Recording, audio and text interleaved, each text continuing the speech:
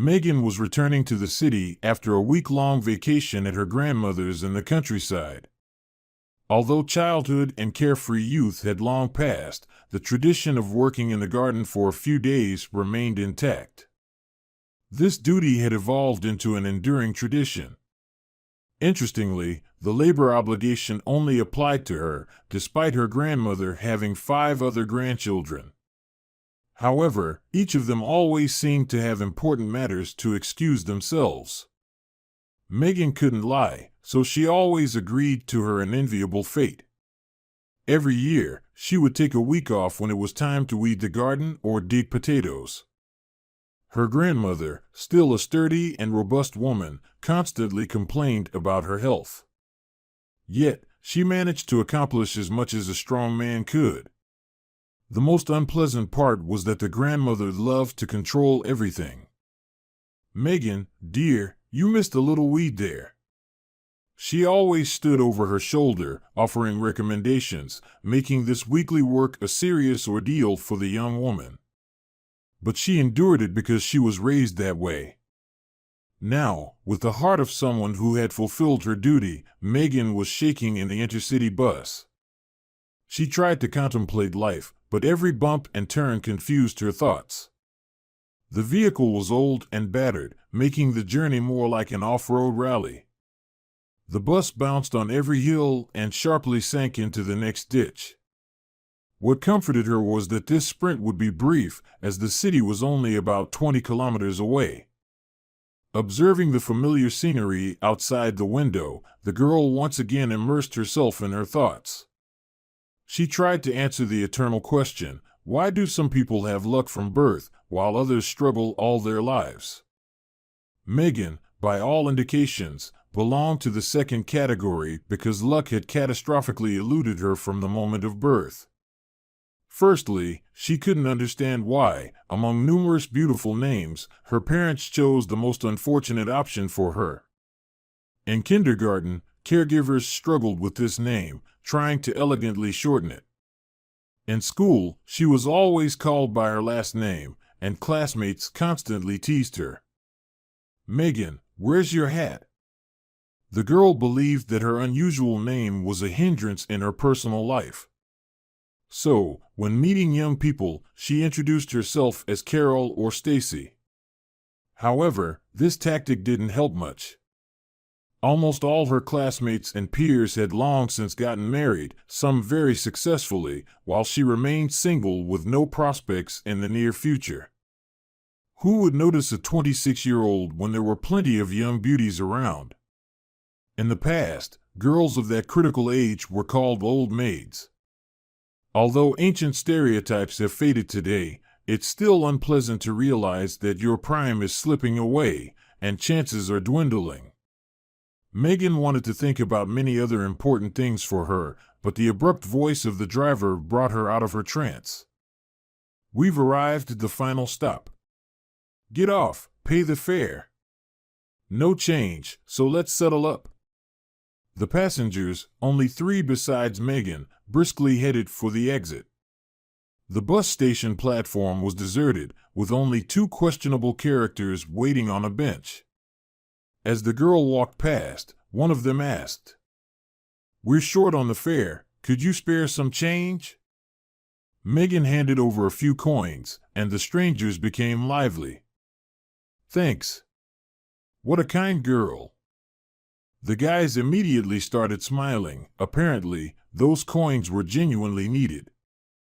A voice from behind spoke disapprovingly. "Why give them anything? They're just asking for a bottle. Why help people like them?" The dissatisfied woman in her 50s instantly presented an unbeatable argument. "It was the last bus. The next one is only tomorrow morning. Look, they even ran to the store. Seems like they were short." The girl noticed that the bench had emptied. She sighed, as if regretting her once again inadvertent mistake, and thought to herself with irritation, "Why do I always fly to the aid where I'm not asked?"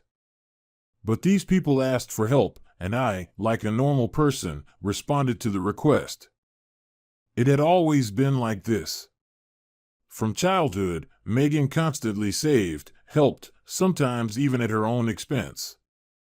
She strolled leisurely through the streets of the sleepy town. Technically, it couldn't be called a city. It was a district center where she lived and worked after college. The cozy, clean settlement with a population just over 20,000 resembled a calm provincial town where life flowed quietly and steadily.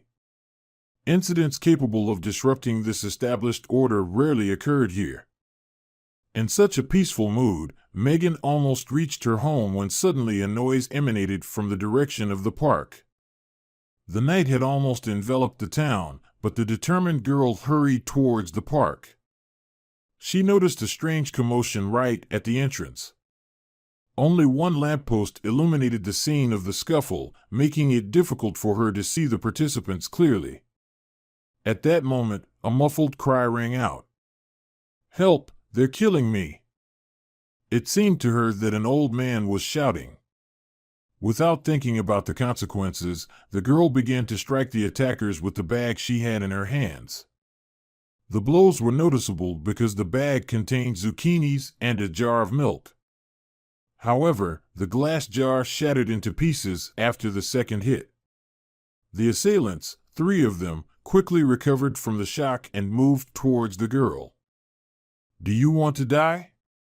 Get out of here, you stupid chick!" Megan had no intention of backing down. She saw that the person she had tried to save was not moving. A taller guy swung and struck her on the head, while the other 2 teenagers began to push her with laughter. The girl was terrified, and it hurt, but she defiantly stared at the hooligans. "Hey, Duke, maybe we should have some fun. Why bother with this old hag? Look, her purse is completely empty." The guy nodded towards the ground, where a dark spot marked someone's body.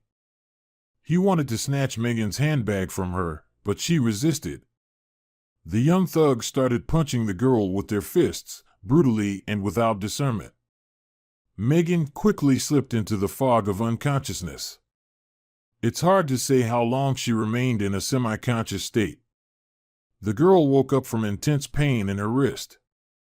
Someone nearby was trying to help her stand, but apparently there was something wrong with her left leg too. Her head was spinning, and nausea gripped her throat. Probably a skull-brain injury and a radial fracture. "Let's get a stretcher." With a bewildered look, Megan looked around and only then noticed that medics were tending to her. 2 policemen stood nearby, talking to residents from nearby houses who had rushed to the commotion. Seeing that the victim had regained consciousness, the law enforcement approached her. "Did you remember those who attacked you? What do you recall, in general?" The girl was in great pain, but she tried to see where the one she had saved was. However, apart from her, there were no other victims. "They attacked an old man first, but I couldn't see him clearly. It's very dark here." The girl struggled to articulate each word. The policeman wanted to ask her something else, but she lost consciousness again. She couldn't see or remember how they loaded her into an ambulance, how sirens screamed around her, and how doctors urgently convened a consultation over her. Later, X-rays, tests, numerous medications. Megan couldn't tell how long she was in this borderline state. At first, she was alone in the ward. They constantly gave her injections, measured her blood pressure, and performed many other medical procedures. Then she was transferred to a larger ward, where 3 other women were. It was from her neighbors that she learned that the incident had stirred up the entire town. It's known that the grapevine works much better than state media. However, this source of information has its drawbacks, the main one being the distortion of facts. The story in which Megan was the heroine was embellished to the point that the famous Rambo would hardly compete with the modest girl from the province. The women enthusiastically recounted how she single-handedly saved an entire oligarch from a gang of robbers. Despite the pounding headache, the girl burst into laughter upon hearing this version. Oligarchs don't go alone, ever. especially at night. And why would a millionaire be here? It's just some tale people made up. An older neighbor remarked, silly. Anything can happen in life. Maybe he wanted to open a company here or buy a mansion. A famous place, why not invest money in it? Megan laughed again, despite the pain. You reason like a Western businessman. Words from her hospital roommate greatly amused her. Indeed, she had a very interesting way of reasoning. But all of it was somewhat fantastical. Oh, absolutely. I've been trading in the market for so many years, and before that, I used to ride with the traders. So, I do have some experience. Believe me, almost all millionaires started from a market stall. Only a few have wealthy relatives abroad. Time flew by unnoticed with cheerful conversations with her companions. Megan's colleagues from work and neighbors came to visit her. Her mother arrived to support her daughter, and the investigator visited twice. In his first visit, he extensively questioned the girl about the night's events, taking detailed notes. A few days later, he returned. Don't worry, these guys will get what they deserve, considering their previous exploits. It's not their first offense. Although before, they mostly engaged in petty theft, and now they are facing more serious charges. Megan decided to ask the investigator about something that had been bothering her for days. Tell me, what about the old man they were beating before me?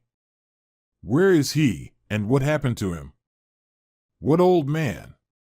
What are you talking about? Before I intervened, these guys were tormenting a man.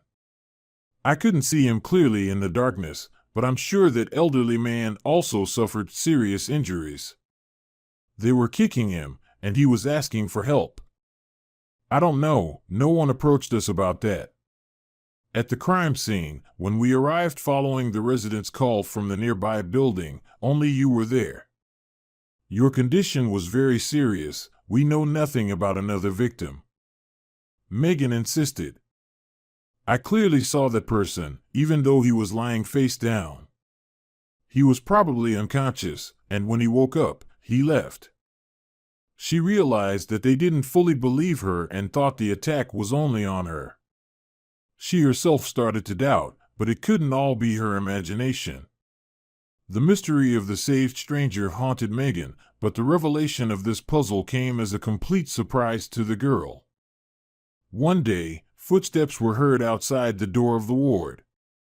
It should be noted that during her time in the hospital, Megan had learned to identify visitors by their footsteps. Nurses walked softly like cats, their steps almost inaudible. The attending doctor had an energetic gait and was easily recognizable. Relatives and friends usually hurried to visit the patient, their hurried steps felt in their uncertain actions. The steps beyond the door were unfamiliar, so the girl became alert. The steps quieted behind the door, and then a knock sounded. May I come in? The door opened, and a tall, imposing man in his 40s entered the room with a bouquet of luxurious roses. The roommates, who had been chattering incessantly, fell silent in anticipation. The stranger cast an interested glance at those present and then headed straight for Megan. The girl was stunned by the unexpectedness of the situation, and excitement had dried her mouth, so in response to the visitor's question, "Are you Megan?" she just nodded. "These are for you," the women whispered. "Like in the movies, real Santa Barbara. Come on, Kelly, let's leave." Recognizing the delicacy of the situation, both companions, despite their plump forms, slipped out the door. Silence hung in the room. Megan fiddled with the roses in her hands, from which someone had thoughtfully removed the thorns. The unfamiliar man looked at her with genuine interest. It was this undisguised interest that snapped the girl out of her stupor. She blushed, adjusted the hair gathered at the back of her head into a bun. "I'm not in my best shape today, that's for sure. And the bruises haven't healed yet. The girl glanced at the lavender bruises. The man noticed with a smile. These are minor details. Everything will heal before the wedding. You're not married, right? No. I'm a confirmed bachelor too, he said cheerfully, and then with a piercing sadness in his voice added, I never have time for personal life. Yes, I started without introducing myself. Mr. Brown. You saved my life. No way. This can't be. An elderly person asked for help, and I'm sure I saw someone else in that park on the grass. Although, yes, the height and build of that person were similar. Everything happened so quickly, I had no time to think or assess the situation. Those guys were very aggressive. Sorry for being blunt, but how did you, a young man, end up in such a situation? The awkwardness of the first moments of the meeting disappeared, and Megan even felt the pain slowly receding. Anticipating an interesting conversation, she perked up and attempted to sit. Are you allowed to sit? Not yet. Then follow the doctor's orders. To make you more comfortable, I'll sit down. The visitor took a chair and settled next to the bed of his savior. Megan scrutinized him. Strangely, why did she think he was an old man? Probably because of his voice. The man was very attractive, and the girl caught herself thinking that she really liked him.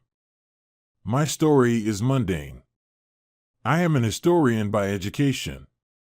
Taught the subject for several years, then wanted to see the world. I traveled to the most interesting corners where architectural monuments were preserved. These travels inspired me to start my own business. First, I tried myself as a hotelier, then expanded the business. I won't go into details, I don't want to bore you. I'm not bored, on the contrary, I find it interesting. Well, I'll be brief. Recently, I realized that I could combine my two professions simultaneously. I started looking for suitable properties that could be used as hotels and museum exhibits. Tourists love to stay in historical buildings, and for local authorities, it's a lucrative deal. Firstly, an influx of investments, and secondly, attracting tourists. My friend and business partner is from those parts. He told me about the Graham's estate, which is well preserved. I decided to visit, see, and assess the scale of the restoration work. How did you end up beaten in the park? Oh, it's simple. After a stressful day, I went to relax. The local public doesn't know me. One guy didn't like how I was relaxing. He was heavily drunk, and I wasn't exactly sober either. In short, we argued. I don't even remember the subject of the dispute. And he started demanding money from me. Well, of course, I sent him away. When the bar closed, I headed to the hotel but didn't make it. This guy, along with a couple of youngsters, was already waiting for me in the park. They attacked me from behind, and the element of surprise and alcohol played their evil roles. They beat me for a long time and thoroughly. Honestly, I didn't even remember what I was shouting. If it weren't for your scream, I probably would have walked by. It's good that there are still compassionate people in the world. The guest looked at the girl with gratitude. You know, I hardly remember anything after one of the attackers knocked me to the ground. When I came to, I barely got up and went to the hotel, and in the morning, I called my driver to pick me up. I healed my wounds at home. I didn't even suspect that I owe my salvation to such a fragile girl. My friend informed me that a resident of this cozy town saved me. I guess I've tired you with my long story? Not at all. On the contrary, I was interested to know all the details. Get well. Maybe I'll come to visit you again? This question caught the girl off guard because she was just thinking about whether another meeting would take place. For the sake of politeness, one visit was enough, but she would very much like to see this polite and handsome man again. He appeared again the next day with a new bouquet, this time modest daisies. Megan's doctor allowed her to stand, so she filled a jar with water and placed the bouquet in it. She really wanted to go outside, which she immediately informed her new acquaintance. Mr. Brown asked for permission from the nurse, and after her approval, they went for a walk. The girl was charmed by this young man. He knew a lot and could answer any question. It was pleasant to converse with him, so time passed unnoticed. But Megan had no idea about the true state of affairs. When her roommate hinted that such prominent men shouldn't disappear alone, she waved her off. "What business is it of mine?" "Oh, don't say that, dear. When he appears, you light up." The girl blushed at this remark, as if she had been caught doing something unseemly. Mr. Brown visited almost every day. She was already looking forward to his appearance. But on the eve of her discharge, at the appointed hour, an unfamiliar blonde woman appeared instead. "I won't beat around the bush," she sharply pointed her finger at the girl's shoulder. "Mr. Brown is within my sphere of interests." Megan didn't lose her composure. "And how am I involved in this?" "You, dear provincial, have nothing to do with it. This fruit isn't ripe for you." The girl sharply objected to the audacious lady. "Why are you talking about a person as if he's some object? Is he your personal property? He probably has his own interests." "Darling. Although no, miss, you're not pleasant to me, and I don't hide it. Tom Brown and I are old acquaintances, and I hope for something more than just a friendship. And then you suddenly appear, breaking all my plans. What, another contender for the unmarried businessman's multimillion fortune? Please, go away. Sort things out with your cavalier. There's no need to create a scene here. And you're unpleasant to me too. Oh, I don't care how you feel about me. But I won't let you lay hands on Tom's fortune. Look at you, so quick and cunning. Find someone on your level. Get yourself some working guy who'll get drunk on weekends and mistreat you. Tom is not your league." Megan could see that they were attracting attention. She felt so embarrassed and hurt. She tried to compose herself, stared at the blonde for a whole minute, then burst out laughing right in her face. "You know, you look like a painted monkey. You have to pay $1 million just to get someone to agree to meet you, and here you are eagerly hunting for someone else's money." Those words shook the guest as if she had been slapped. Choking with indignation, she threatened the girl. "You will regret your words very bitterly. You don't know me, and I will do whatever it takes to get what I want." When the uninvited guest left, Megan burst into tears. She realized what she was afraid to admit to herself. Mr. Brown meant something to her. Her kind neighbor tried to comfort her. "Don't take it to heart. It's not up to that chick to decide someone else's fate. Let your friend decide for himself." But on that day, Mr. Brown didn't come to visit her, and the next morning, Megan was discharged from the hospital. All hopes extinguished at once, and sorrow settled in her heart again. The mocking inner voice whispered to her again. "Well, another failure on the personal front. You'd better avoid relationships with men altogether because you're unlucky." Days passed in a dull procession. She no longer expected gifts. Then one day, there was a ring at her apartment door. Her heart pounded wildly in her chest, and her hands trembled as she tried to deal with the lock. "I'm sorry it took me so long. I was away. Just returned yesterday and came straight to you." Tom's face lit up with a smile, and his eyes sparkled with happiness. "Aren't we on a first-name basis?" "Of course. When we last walked in the park near the hospital, the conventions were dropped. So, get ready, the car is waiting." Let's go. I'm going to surprise you today. Megan could see that meeting her pleased Tom. She didn't want to spoil the mood with an unpleasant conversation for both of them. Quickly dressing up, she hurried to his car. They first headed to the Graham's estate. Mr. Brown told her about the plans for the reconstruction of the ancient estate. He was so passionate about the new project that his mood infected the girl. They walked for a long time in the picturesque surroundings, oblivious to the passing of time. Then the attentive companion escorted her to the entrance. "Why didn't you ask me how I found out your address?" "Probably they gave it to the police, or your companion sent spies." "Nothing surprises me anymore. I love unconventional solutions." "You almost guessed. I called your attending physician, and he gave me the necessary coordinates." While saying goodbye, Mr. Brown unexpectedly asked, "I feel like you want to tell me something, right?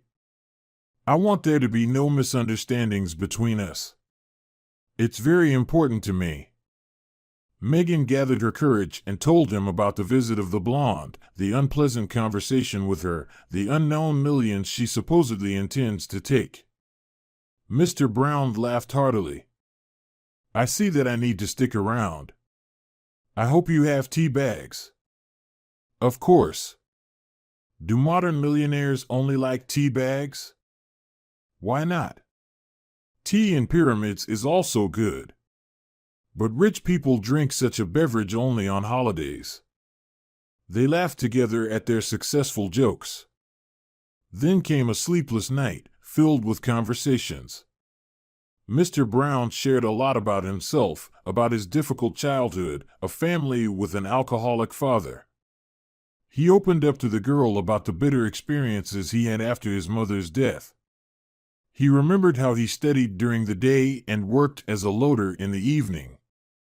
His candidness touched the girl to the core. "You know, Megan, I've often dreamed of having a family.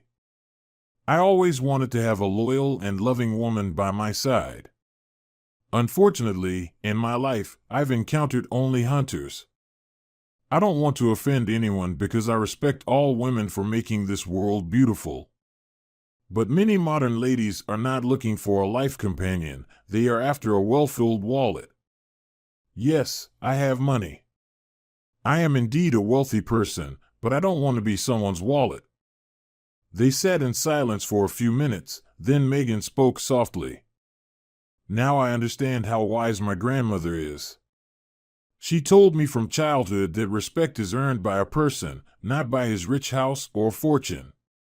People of the older generation know what they're talking about. Unfortunately, in the modern world, the scale of values has changed. And that blonde who came to you is just a friend of mine and the ex-wife of my good friend. I never gave her any reason to hope for something more than friendly relations. She made up a fantastic future for herself. To be honest, she really annoyed me with her attempts to prove to everyone that we had some kind of relationship. It's time to stop this." Autumn flew by unnoticed, followed by a winter with severe frosts. Megan spent a lot of time with Tom, but there was no more candid conversation. They attended exhibitions, went to theatrical premieres, and shared their impressions. However, there was no attempt on his part to move to a closer level of relationship. The girl felt that he was testing her, and the realization of this burdened her greatly. The hopes that had flared up began to fade again. She understood that she needed to take a serious step, or else the feelings would drown in the swamp of gray everyday life. There was no one to consult with, except for the one person in the world she could fully trust. Megan decided to take a break, think for herself, and give Tom time to either miss her or simply forget her. Although maybe that wasn't the decisive factor. She needed advice. Advice from an experienced and wise person. She took a week off, quickly packed her things, and went to her grandmother's in a remote village where only 8 elderly people lived. She didn't inform Tom about her departure, and she left her mobile phone at home. She told her grandmother about the drama of her life, and the old lady shook her head. "You're such, Megan, naive, and a woman should be cunning. And I always thought that women are valued for their intelligence and wisdom." "Well, I'm talking about that. Female cunning, it's both wisdom and intelligence. However you twist it, that's how it turns out. You did everything right, granddaughter. A man needs time to think. And whether he's a millionaire or a regular guy doesn't matter here." The vacation week was coming to an end. The vegetable bed sparkled with cleanliness. Megan managed to tidy up her grandmother's house, washed the curtains, painted the fence and the flower bed. When the painter's work was nearing completion, a moving dot appeared on the horizon. The girl froze in anticipation, and a mischievous thought flashed in her mind. Could it be him? The heart didn't deceive her. Indeed, at the wheel of a dusty car sat a contented Mr. Brown. As nonchalantly as ever, he got out of the car. "I couldn't come earlier, sorry," the girl exclaimed in surprise.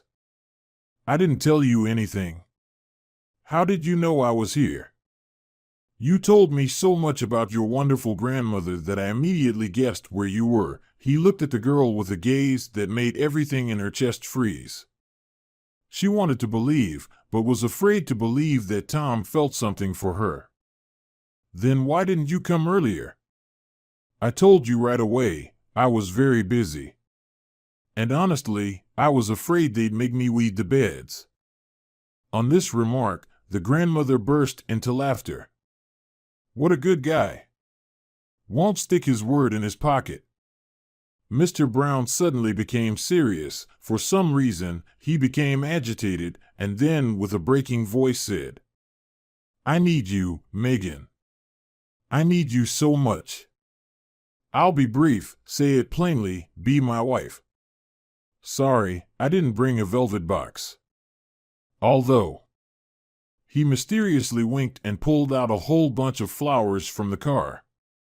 The back seat was covered with a carpet of flowers.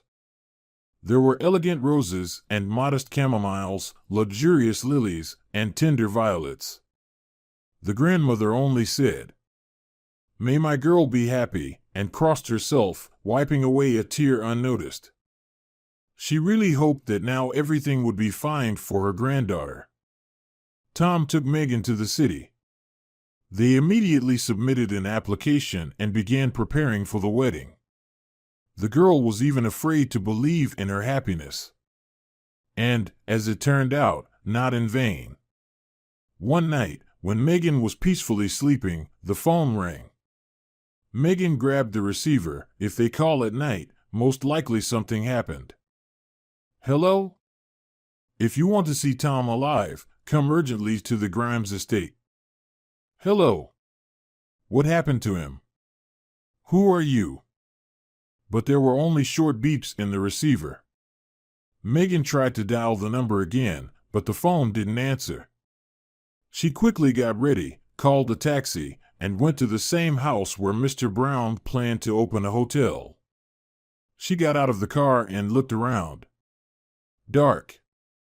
The girl got scared. And then it dawned on her, just call Tom. She took out her phone, but it turned out to be discharged. Megan often forgot to charge it. Now she had to get home on foot. Still, she decided to check if Tom was there. Taking a few steps towards the porch, she felt a painful prick in her shoulder. Turning sharply, she saw the smiling face of that blonde. The last thing she managed to notice was a syringe in the girl's hands. Consciousness was slipping away, and Megan didn't even have time to scream. She woke up very slowly, painfully. She wanted to sleep so much, but the voices around didn't let her. Megan opened her eyes and saw Tom, an unfamiliar environment, and an expression of disgust on her beloved's face. "How could you?" "Tom?" Megan reached out to him and realized that someone was nearby. A man lay next to her. He hugged her naked body and smiled. They were in some hotel. Clothes were scattered on the floor in disorder. "Tom, it's not what you think." Megan shouted and realized how stupid her words sounded. Tom smirked. "Of course, I misunderstood everything. Never cross my path again." He rushed out the door, and the guy in bed let her go. Megan jumped up, frantically putting on her clothes. The guy watched her. "Who are you? How dare you?" "Why?" "Nothing personal. I was just doing a paid job." "You must tell everything to Tom." "You must." "No, sweetheart, I don't owe anything to anyone. Let's get out of here." Megan rushed out and tried to catch up with Tom. But when the girl ran out into the street, the groom's car turned the corner. "Tom!" Megan cried. How to explain anything now and how to meet? She understood that Tom might not give her a chance to explain. Megan ran home, turned on the phone, and started calling Tom. But his phone was off. She went to his house. No one opened. All week, Megan tried to find him but couldn't. And after another week, Megan saw an announcement in the local newspaper that a famous millionaire was getting married. The ceremony was scheduled in 2 weeks. In the photo accompanying the article was Mr. Brown, and next to him was the same blonde. Megan stared at the photo for a long time, then crumpled the newspaper and cried. She didn't sleep until morning, and towards dawn, she decided. She quit her job, packed her things, and went where she always felt good. When her grandmother saw her, she even clapped her hands. "Megan, what happened? You look like a ghost." The girl burst into tears and rushed into her grandmother's arms. She told everything. The grandmother stroked her head and said, "How could this happen? What happened?" In the morning, the girl woke up, but there was no one in the house. Her grandmother probably went to the store or to the neighbor. Megan stretched, not wanting to get up. In fact, she didn't want anything. She just wanted to lie down and cry. An hour passed, then another. The grandmother still hadn't returned. Megan began to worry. She had already gotten up, dusted, and swept the floor. She was about to go look for her grandmother when she heard the sound of a car. She peeked out and couldn't believe her eyes. It was Mr. Brown, helping her grandmother out of the car. Megan was simply astonished. What was happening? Grandma entered first, followed by Mr. Brown with a huge bouquet of flowers. He immediately said, "Forgive me, I'm a complete idiot. How could I even think that about you?" Megan didn't understand what had changed, but she hugged Tom and sighed. Later, Mr. Brown explained. "Your grandmother is amazing. She came to my office and caused a scene. Security tried to stop her, and she nearly knocked them out with her purse. Do you guys solve everything with purses in your family?" I rushed out at the commotion, and Grandma said that if I didn't listen to her, she would demolish my entire office. I had to listen. The more I listened, the more I realized what an idiot I was. I could have figured out on my own that it wouldn't work without Lena. But it's okay. She's already telling everything to the head of my security, and it's up to you whether to report her to the police or let her go in peace. While Tom was talking, Megan listened attentively, then turned to her grandmother. "Thank you. You saved me again, guided me. You are the best." This time, Mr. Brown decided not to wait for the usual period at the registry office. They got married right away, literally within 2 days. The wedding was not extravagant, it was modest, with only the closest people present. The most important and honorable guest, of course, was the grandmother.